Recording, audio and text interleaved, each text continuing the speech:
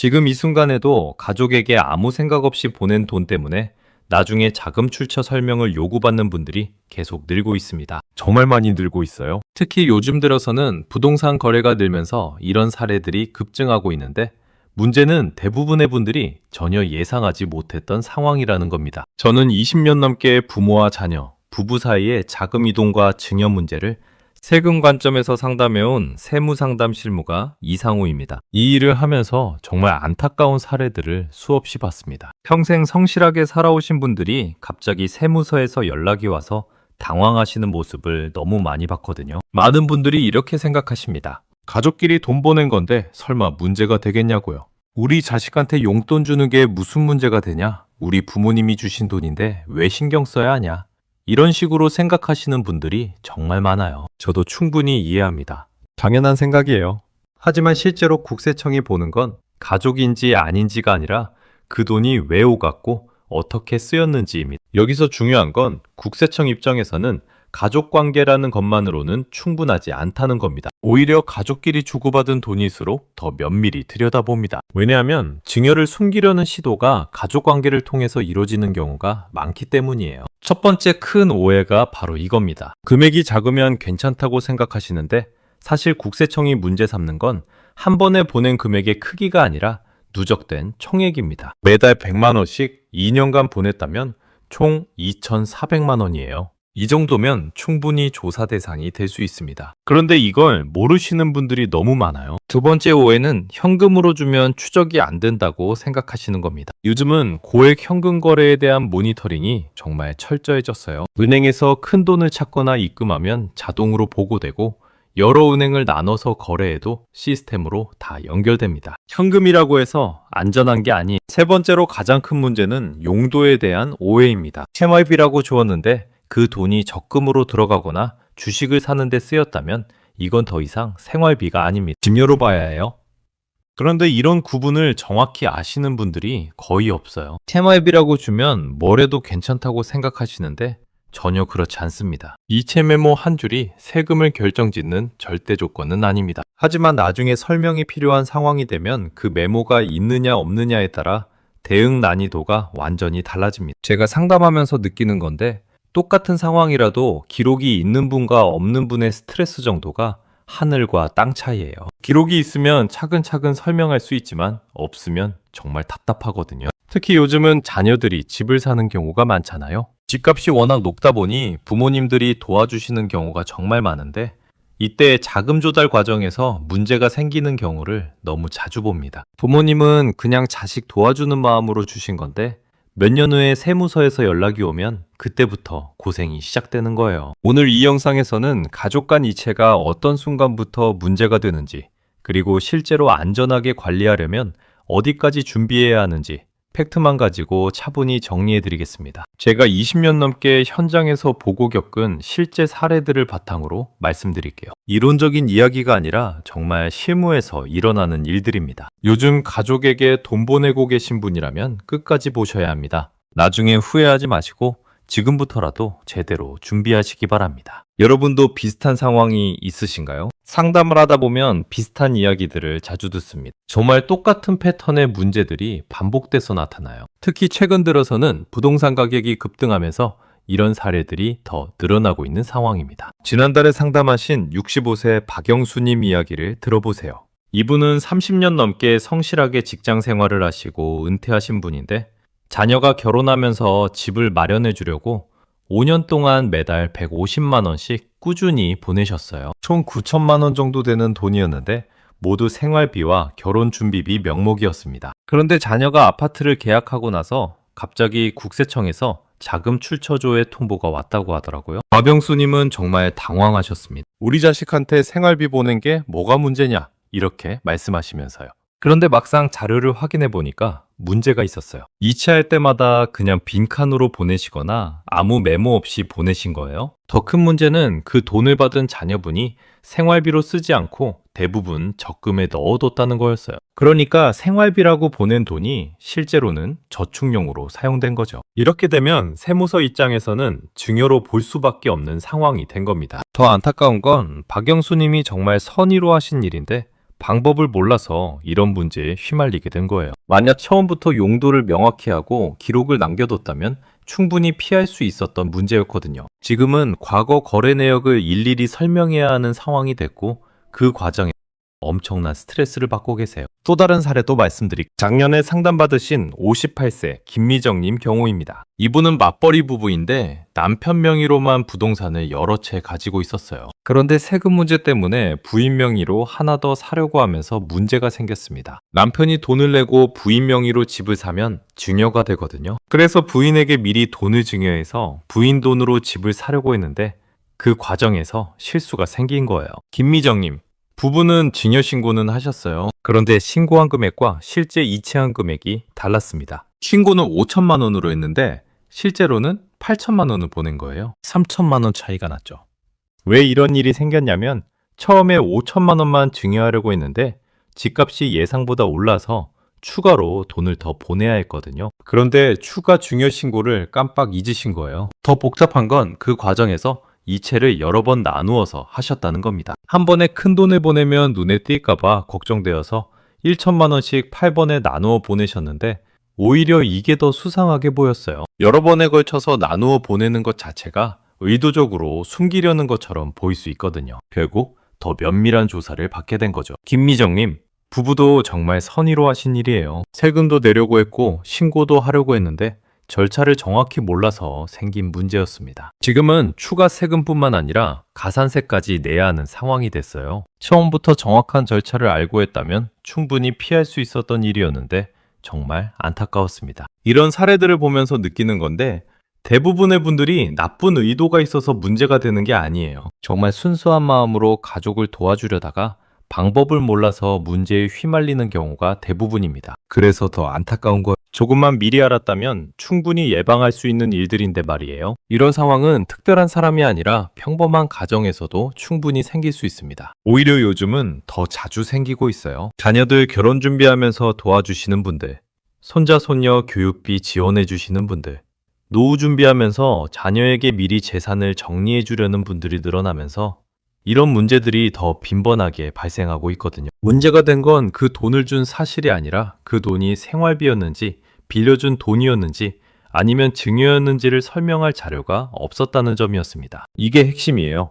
같은 돈을 주더라도 그 성격이 무엇인지에 따라 세금 처리가 완전히 달라지거든요. 그런데 이런 구분을 명확히 하지 않고 주다 보니까 나중에 설명하기 어려운 상황이 되는 거예요. 이런 중요한 내용을 더 많은 분들이 알 수 있도록 구독과 좋아요로 응원해 주시고 끝까지 보시면 왜 지금 습관을 바꿔야 하는지 알게 됩니다. 정말 중요한 이야기들이 뒤에 더 많이 나와요. 첫째로 여러분이 지금 하고 계시는 가족 간 돈 거래가 과연 안전한 방법인지 점검해 볼 수 있고요. 둘째로 이미 문제가 생길 가능성이 있는 상황이라면 지금부터라도 어떻게 정리해야 하는지 구체적인 방법을 알 수 있습니다.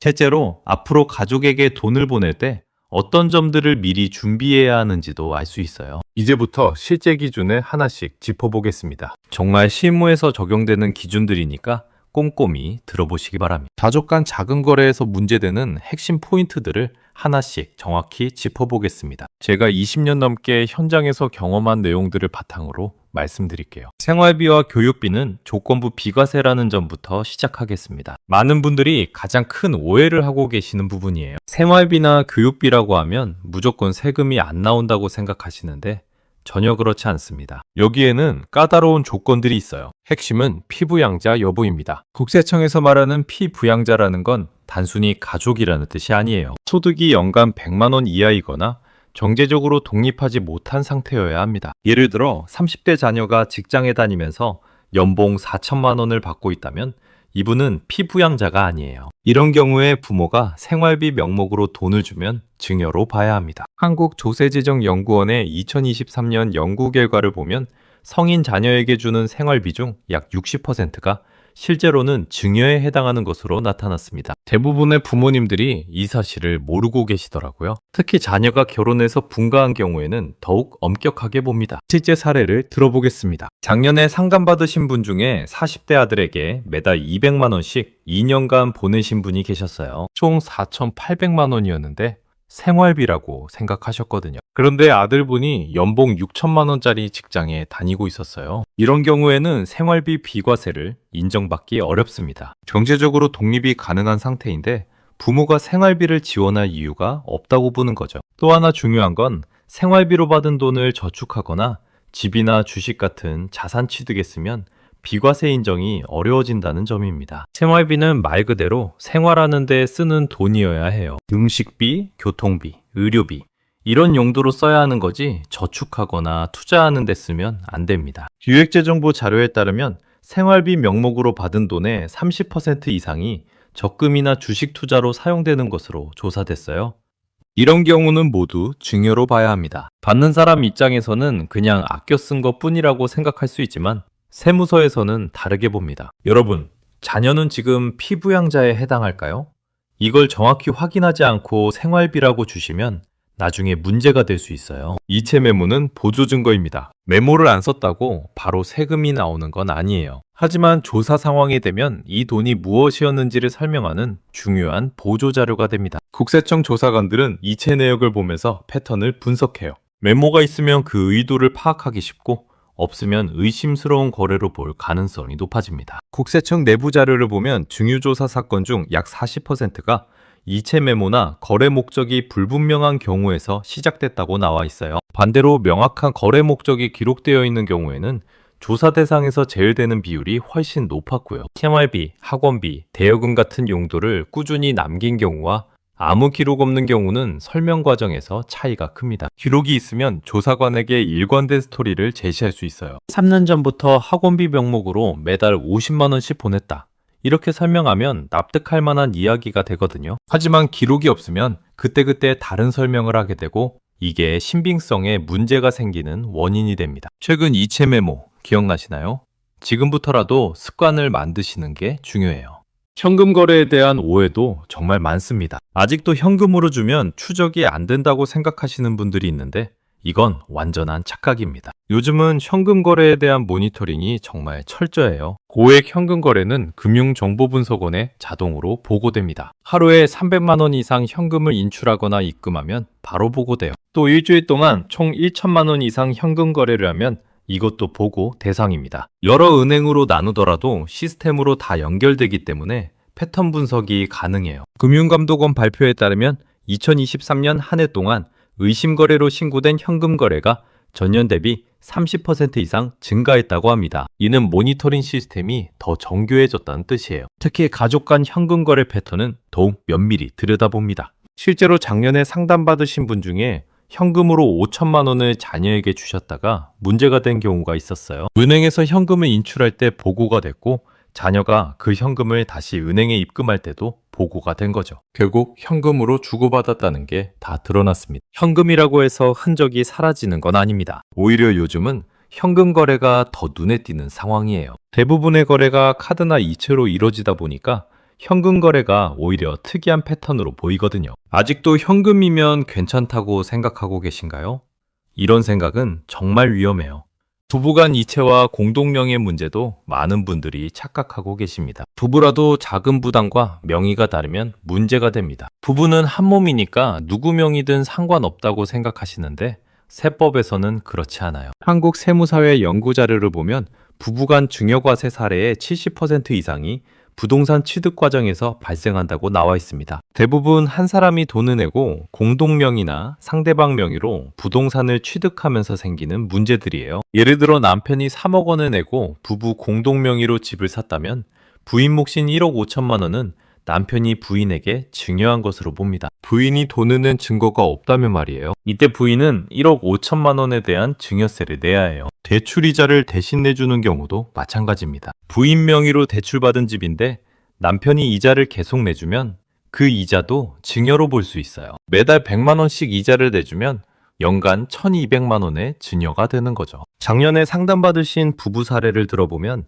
남편이 모든 돈을 벌어서 부인 명의로 집 2채를 샀는데 증여 신고를 안 했어요. 총 8억 원어치 부동산이었는데 부인은 소득이 거의 없었거든요. 결국 8억 원 전부를 증여로 봐서 엄청난 세금이 나왔습니다. 여러분, 명의와 자금 부담은 일치하나요? 이것도 미리 점검해 보셔야 해요. 차용증과 이자 기록은 정말 중요합니다. 가족 간 돈은 원칙적으로 증여로 추정됩니다. 이게 세법의 기본 원칙이에요. 빌려준 돈이라고 주장하려면 그에 맞는 증거가 있어야 해요. 국세청 예규를 보면 차용증에는 인적사항, 원금, 상환기한, 이자 조건이 모두 들어가야 한다고 나와 있습니다. 이 중 하나라도 빠지면 방어력이 약해져요. 특히 이자 조건이 중요한데 무이자로 빌려줬다고 하면 그것도 이자 상당액을 증여한 것으로 볼 수 있거든요. 대법원 판례를 보면 가족 간 차용 관계를 인정받으려면 차용증뿐만 아니라 실제 상환 실적이 있어야 한다고 나와 있어요. 차용증만 만들어 놓고 상환을 안 하면 증여로 보겠다는 뜻이에요. 이자는 반드시 통장으로 오가야 합니다. 현금으로 이자를 받았다고 하면 증명이 어려워요. 매달 정해진 날짜에 정해진 금액의 이자가 통장으로 입금되는 기록이 있어야 합니다. 실제 사례를 보면 아들에게 2억 원을 빌려줬다는 분이 계셨는데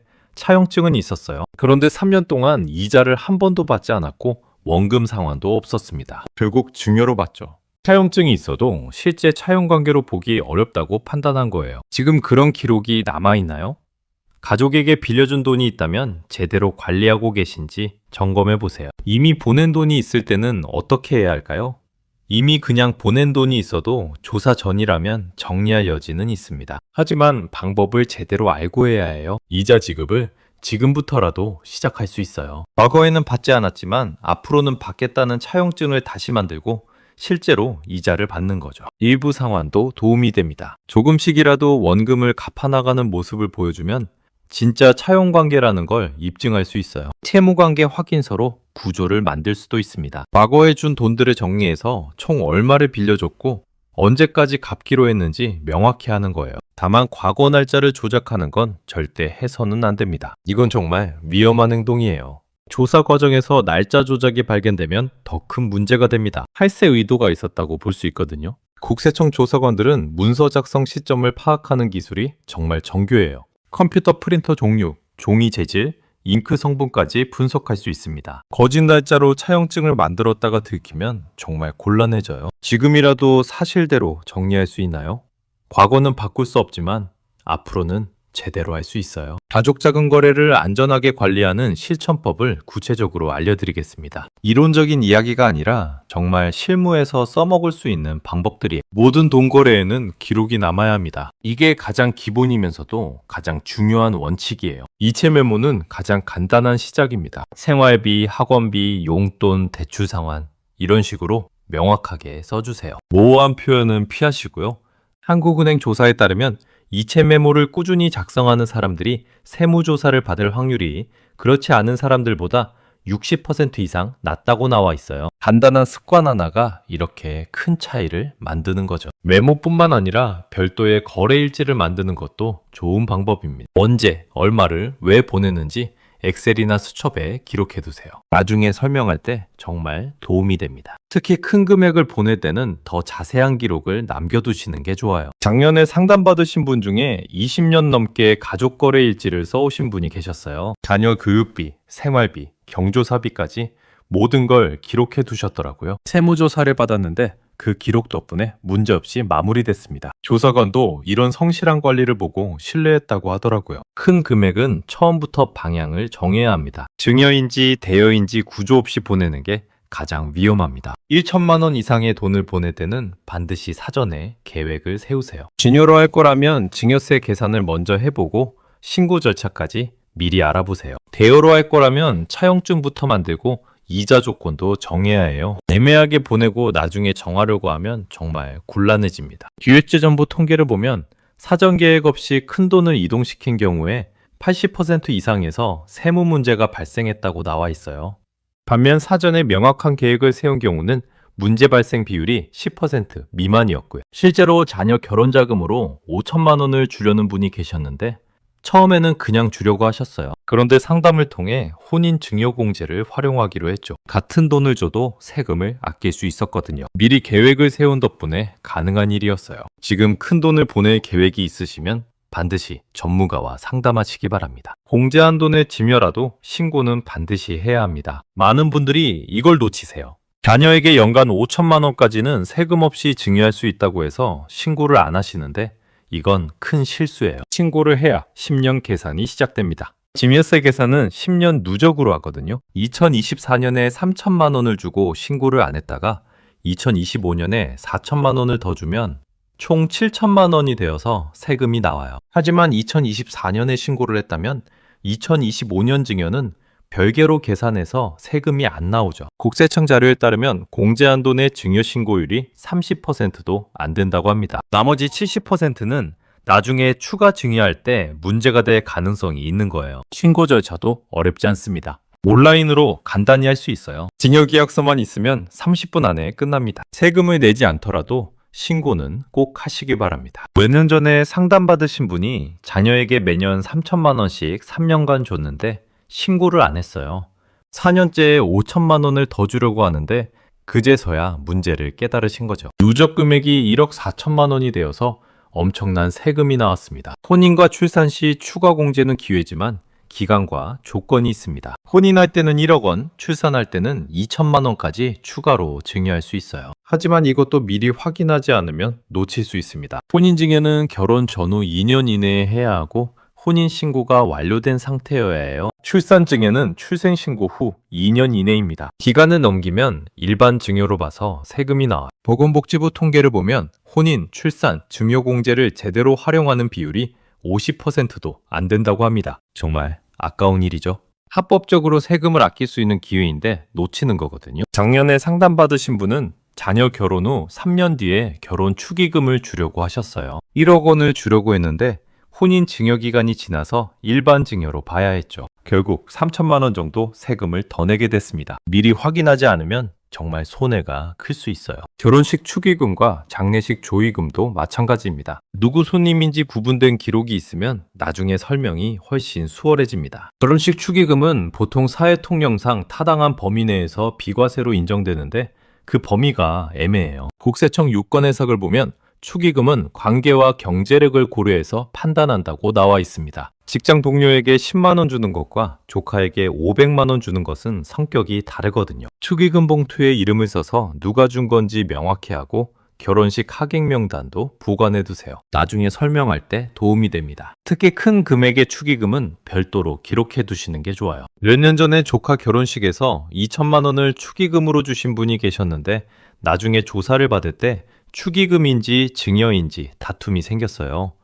다행히 결혼식 사진과 하객 명단, 축의금 봉투까지 보관해 두셔서 축의금으로 인정받을 수 있었습니다. 결국 핵심은 투명하게 남길 수 있느냐입니다. 숨기게 있으면 기록을 남기기 어려워지고 떳떳하면 자연스럽게 기록을 남길 수 있어요. 세무당국도 이런 차이를 잘합니다. 지금까지 말씀드린 내용들을 실천하시면 가족 간 자금 거래에서 큰 문제는 피할 수 있어요. 완벽할 필요는 없지만 기본만 지켜도 충분합니다. 오늘 이야기의 결론은 분명합니다. 가족에게 돈을 보낸다고 해서 문제가 되는 건 아닙니다. 문제가 되는 건 설명할 수 없는 돈입니다. 이 차이를 정확히 아시는 게 정말 중요해요. 같은 금액이라도 기록 없이 보낸 돈은 위험해지고 구조를 갖춘 돈은 지켜낼 수 있습니다. 제가 20년 넘게 현장에서 본 결과예요. 똑같은 상황인데도 어떻게 준비했느냐에 따라 결과가 완전히 달라지는 걸 수없이 봤습니다. 잘못 관리한 경우를 다시 한번 정리해보면 우선 아무 기록 없이 돈을 보내면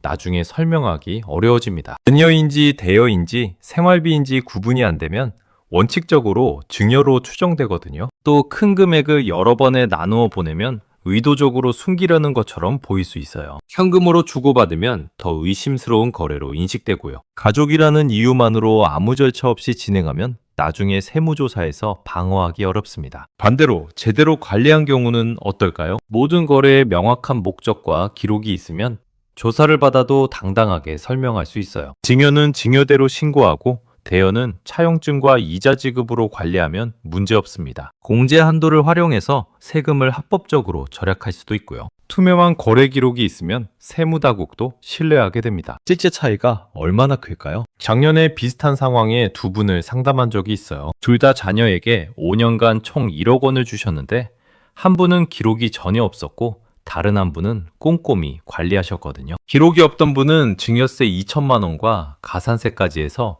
총 3천만 원 가까이 세금을 내셨어요. 반면 기록을 잘 관리한 분은 연도별로 증여신고를 해서 세금이 500만 원도 안 나왔습니다. 같은 돈을 줬는데 세금 차이가 2,500만 원이었어요. 이런 차이가 나는 이유는 간단합니다. 준비된 사람과 준비 안 된 사람의 차이거든요. 세무당국 입장에서도 성실하게 관리한 납세자와 그렇지 않은 납세자를 다르게 볼 수밖에 없어요. 오늘 당장 실천할 수 있는 방법 3가지를 말씀드리겠습니다. 첫째, 다음 이체부터는 왜 보내는 돈인지 메모를 남기세요. 생활비든 교육비든 대여금이든 명확히 써주시면 됩니다. 이것만 해도 나중에 설명할 때 훨씬 수월해져요. 둘째, 지금까지 보낸 돈들을 정리해 보세요. 언제, 얼마를, 왜 보냈는지 기억나는 대로라도 정리해 두시면 도움이 됩니다. 완벽하지 않아도 괜찮아요. 조금씩이라도 정리하는 게 중요합니다. 셋째, 앞으로 큰 돈을 보낼 계획이 있으면 미리 전문가와 상담하세요. 증여세 계산, 공제한도 활용, 신고 절차까지 미리 알아보시면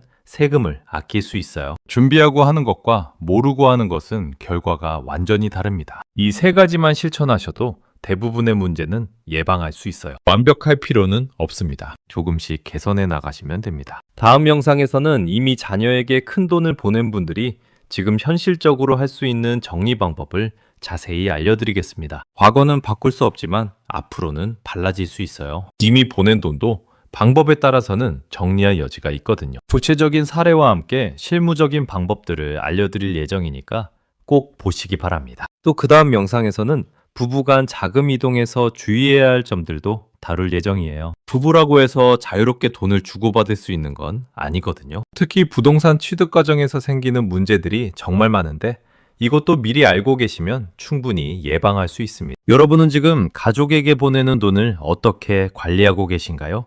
혹시 오늘 이야기를 들으면서 불안한 마음이 드셨나요? 아니면 이미 잘 관리하고 계시다고 생각하세요?